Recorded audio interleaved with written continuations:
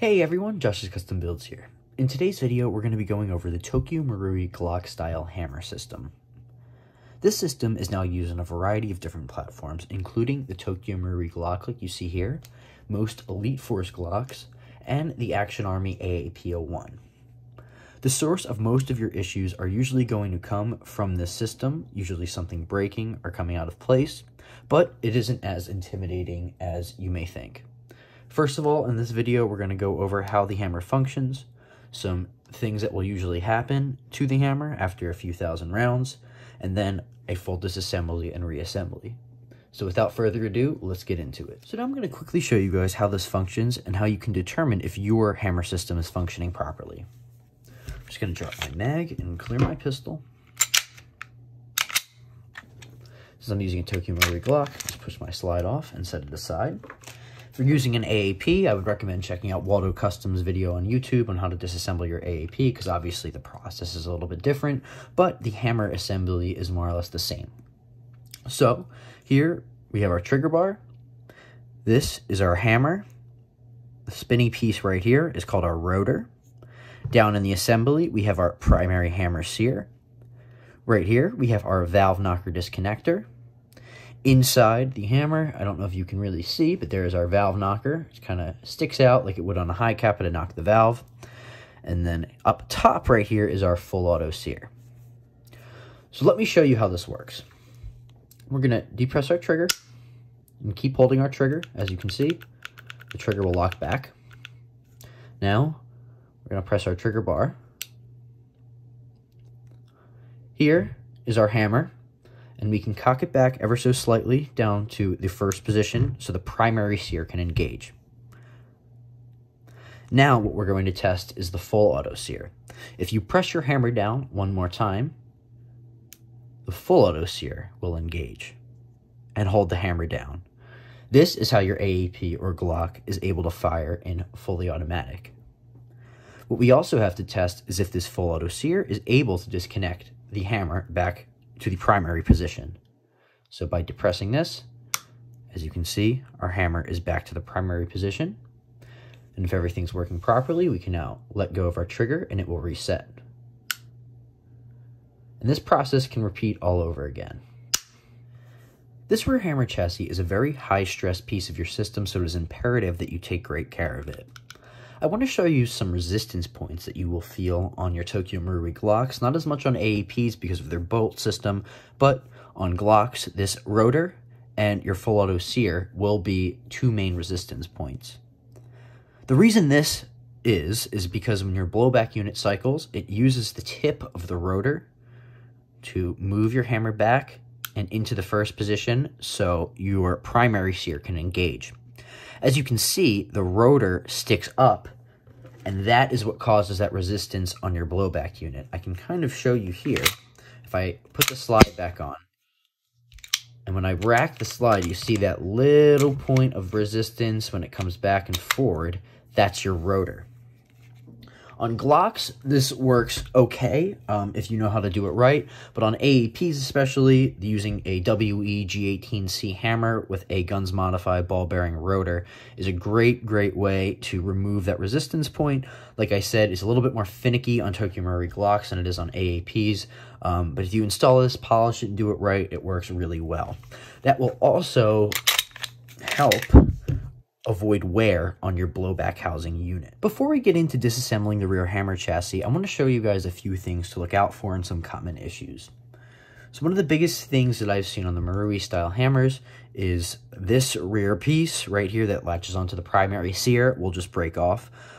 That will happen a lot of times if you're using a hammer spring that's too strong, like 150% hammer spring. I have seen it happen with stock hammer springs after 5,000-6,000 rounds, but using a 150 hammer spring will definitely speed up that process. On this one, the top of the hammer where the rotor sits, it actually isn't too bad, but I believe on this example right here, if you can see, just try to get that to focus, you can see that there's a line of a crack right on the top of the hammer as well. Something else that you'll see, this one here is actually an Elite Force Glock hammer. It's still based on the Marui Glock, but it does actually use a spring for the rotor. That little piece that catches onto the rotor will actually break off. So if you put your rotor back on, as you can see, it will just flop around and not work. This would technically still be usable if you have a ball bearing rotor and you know how to modify that, but if this little piece already breaks off, I would honestly recommend replacing your entire hammer. The final thing that I see a lot is with the hammer spring. The hammer spring sits right here on your hammer, and it allows it to cock back and applies tension to the hammer itself. After prolonged use, especially like I said with 150% hammer springs, I will see arms like this right here just fly off. If that happens, or this bottom part of your hammer breaks, like I said, nothing will be able to latch on to the primary sear in here, and you won't even be able to depress your hammer. It will just stay up and not be able to lock into position like it does here. Now, with all that out of the way, let's get into the rear hammer chassis disassembly. First thing you're going to want to do is take the screw off that is holding down the chassis.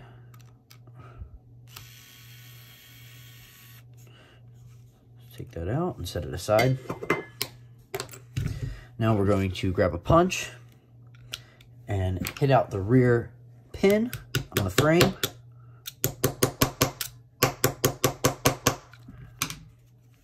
Once it's out, we can just get some pliers and just grab the pin and yank it out. Now, one of the biggest things in a disassembly process that I hear with newer people is this valve knocker disconnector shooting out. Make sure that you cup this valve knocker disconnector while you're pulling out your hammer. The easiest way to take it out is if your hammer is in the primary position, not engaged your full auto sear or anything like that.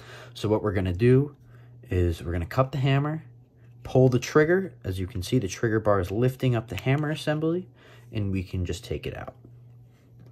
So I can set aside our frame. And here is our hammer assembly. This is our valve knocker disconnector that is held in by a spring, and this is what shoots out all the time. So we can just pull out our valve knocker disconnector and spring. We'll set them aside. Here is the assembly. We have our primary sear right here. Here's our spring that holds our valve knocker and our primary sear, hammer, rotor, full auto sear, and valve knocker disconnector. You can test the system when it's fully assembled by moving your primary sear backwards to move the hammer up. First thing that we can take out is our full auto sear by pushing this pin right up top, forward, and out. And then we can lift out our full auto sear. You have to be careful because there is a little spring right on here that applies tension to the full auto sear. Next, what we're going to do is remove the bottom pin that's holding in our primary sear and spring. The easiest way to do this is firstly remove the spring that's in your valve knocker. As you can see, it comes out there. Then we'll punch this pin out. The primary sear will come forward and your hammer will begin to lift up. We can put these two pieces aside. You can push your hammer down again and just wiggle out that sear. Sometimes it gets a little stuck, but it eventually will come out. Now all that's left is our valve knocker, hammer, rotor, and pin. To remove this, what we're going to do is we're going to push the hammer back a little bit. Now just be very careful because this is under a lot of tension from your hammer spring. We're going to push it back just a little bit and push that pin outwards. Make sure to keep pressure on the hammer so it doesn't fly out. We're just going to remove that spring. If you could hear it, that a lot of tension got relieved and it pushed my finger backwards.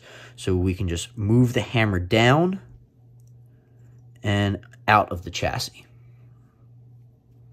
And we can finally remove our valve knocker disconnector.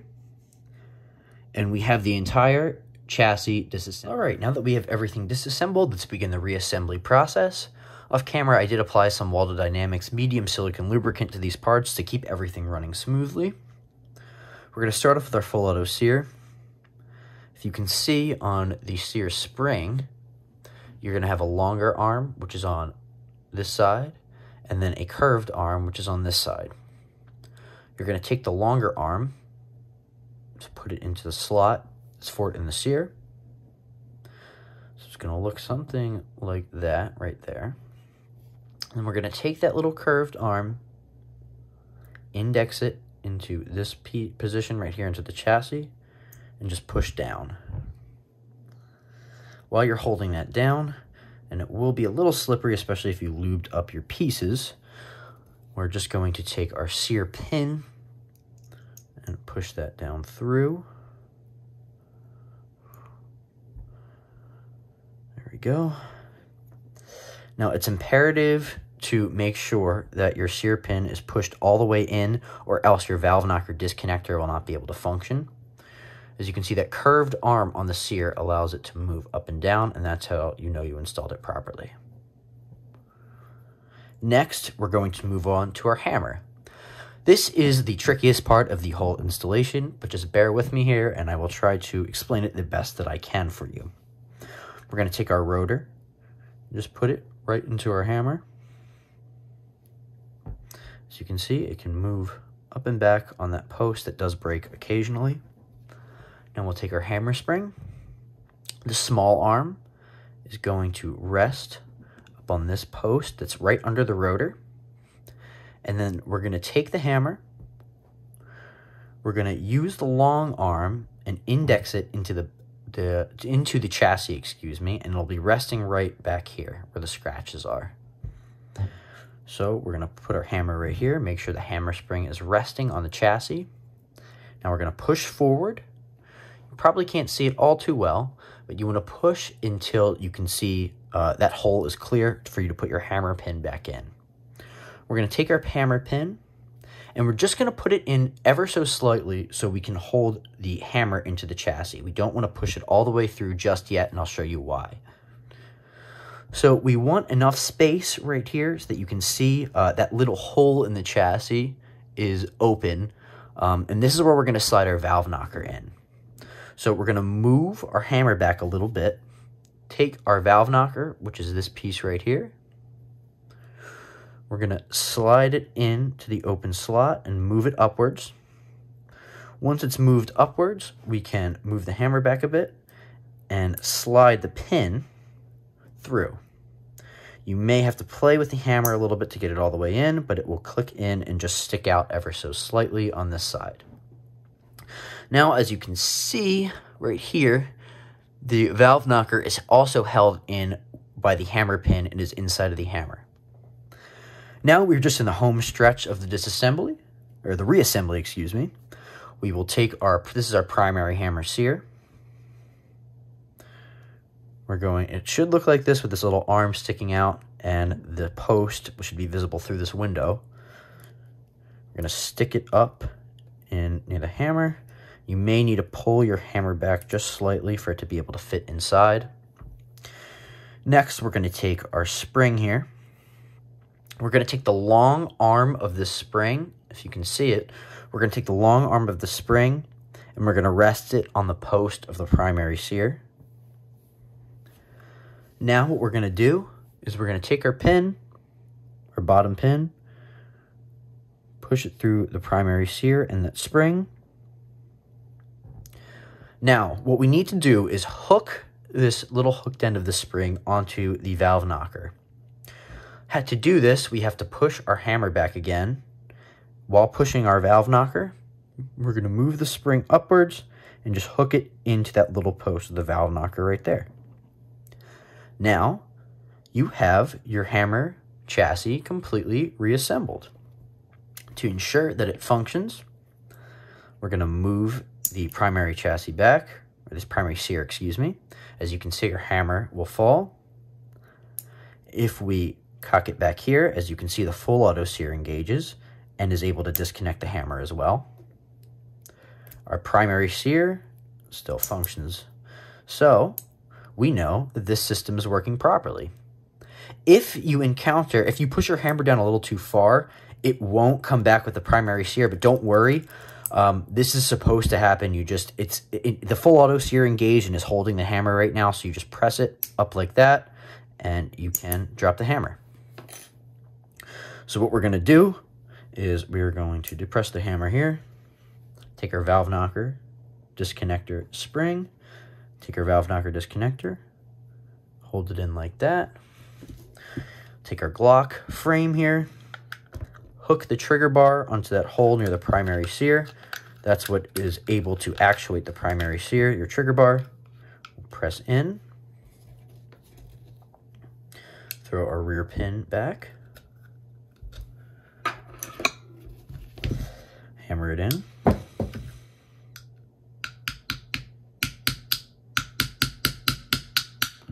Nice. And then what we're going to do, the final step, is obviously that screw. Take our screw.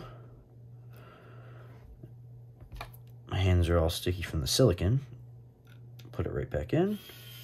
Tighten it down.